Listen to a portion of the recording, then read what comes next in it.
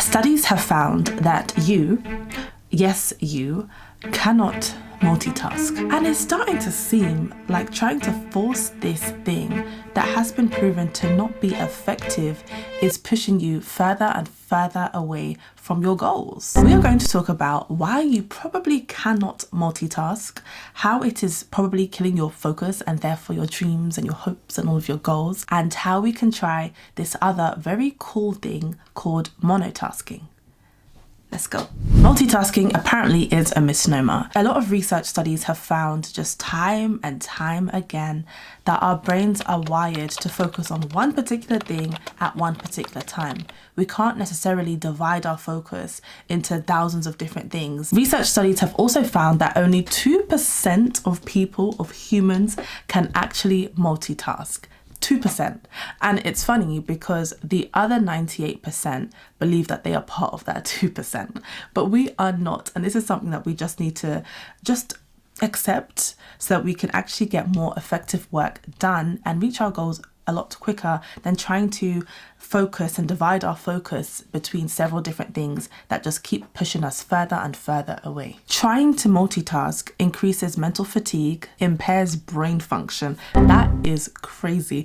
We think we're trying to do something good for ourselves or good to meet a particular task that we're trying to do, but all we're doing is impairing our brain function.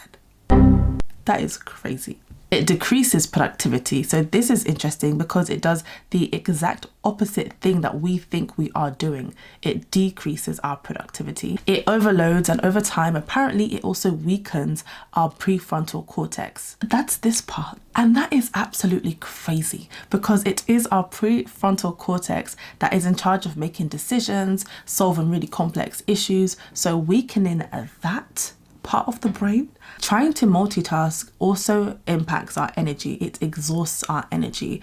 And as you'll see in the video that I'll probably link up here, energy is so important to getting the things that we need to get done. So we don't want to play around with our energy. Researchers have found that what we are actually doing when we are trying to multitask is task switching rapidly. Let's take an example of something that might happen in the work environment. We want to be productive, we want to be efficient, and we want to get our work done quickly. So we decided to do 3 separate tasks all in one, which is what we think. So we're going to multitask. We have to write an email. We actually want to listen to a YouTube video, ironically on productivity. And we also want to monitor our Teams chat because we're in quite an important conversation with one of our colleagues. So we think we can do them all at once. It's quicker and it's more efficient. So we think. So we start writing the email whilst we have our headphones in, listening to the information being provided from this YouTube video. And we have a second screen that has our Teams chat. So we're writing this email, but what we don't actually realize is that we are subconsciously stopping at certain points. Although we're still looking at the email screen and we're kind of looking at these words, we are stopping to listen to the information from the YouTube video. We might think, oh, that's a good point, and we'll have to stop and listen. So what is that? That is just switching between the task. You might still have the email up in front of you, but you have stopped, you have switched from the writing the email to listening to the YouTube video. And then you hear a notification from Teams. And what do? You stop writing the email that you're writing. You subconsciously switch off from the YouTube video. You hear words, but you're not processing them. And you are now reading the message that you got on Teams. And then you might reply to that. In those quick few minutes, you have not done all 3 different tasks at the same time. You have just rapidly switched between each task, and it makes you think that you are multitasking when you are not. It's a rapid succession between the different tasks. And then after you finish that Teams message, you go back to writing your email, which could have actually been done in a quick 5 minutes. In the 5 minutes you've spent trying to listen to this YouTube video, write this email, and also engage in a Teams conversation. You could have just done that email in 5 minutes, sent it off, be done with it, and then just go to your Teams messages and maybe over lunch listen to the YouTube video or whilst you're on a walk. You can get each of these tasks done quicker if you actually just dedicate time to each one of them. And on this topic of workplace environment and trying to multitask, I think we should consider the fact that according to a Harvard Business Review article, we waste nearly a whole working day just trying to recover from distractions. And that is crazy. This article suggested that we lose nearly 4 hours per week just trying to recover from distractions. So just trying to reorient our minds after being distracted from a particular task. 4 hours a week is like 10% of our working time each and every week going to just trying to reorient our minds after being distracted. And we need to frame multitasking in this way. It's literally that, it's being distracted. If we take this example of how I had an email to write whilst listening to a YouTube video and then finally also engaging in a Teams conversation, we have concluded that in that scenario, I couldn't do all those 3 things at once. I would actually task switch. I'd go from one to the other and just keep bouncing around. And it's these precious moments that we don't even realize we are actually wasting time by trying to reorient our minds back into the initial task.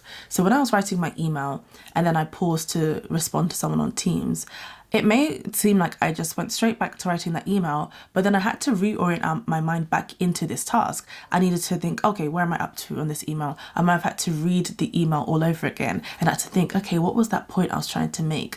But essentially just getting back into that zone of the initial thing that we were doing takes a long time, and it takes up to 4 hours per week.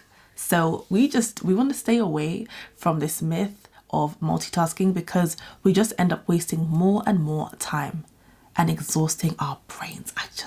We gotta stop. So then we ask, what is the solution?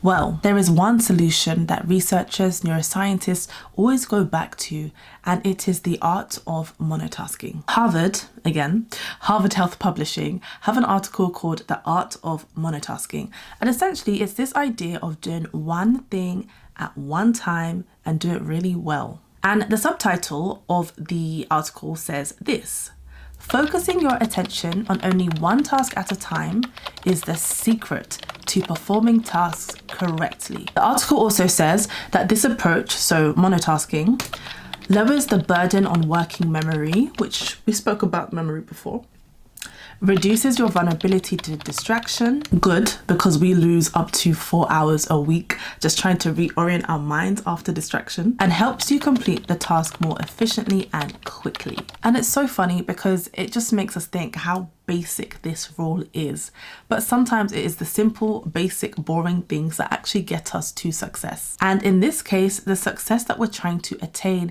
is just completing a set amount of tasks. We can do this a lot better if we focus our attention on the first task and finish it, the second task and finish it, the third task and then finish that.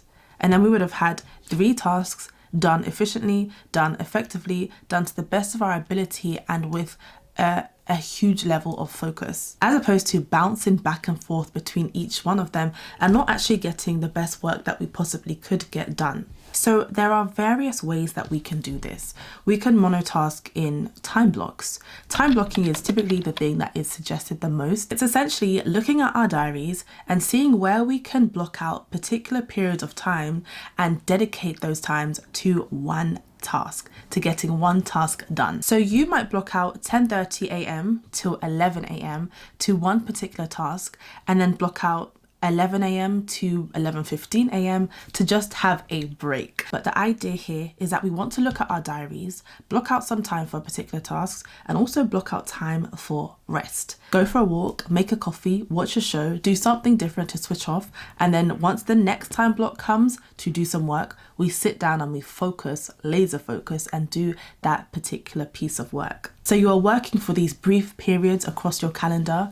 You're blocking out all distractions. You're getting rid of your phone if you need to. You're getting rid of anything that can potentially distract you. And you hone into that task, get it done to the best of your ability for that time you have allocated it for, and then go off and have a break until you have to start your next task. If you find though that you are trying to multitask because you have just too much on your to-do list, this is where my favorite, I think I will probably sing about the Eisenhower matrix in every video I've got, but this is where the Eisenhower matrix becomes really, really helpful.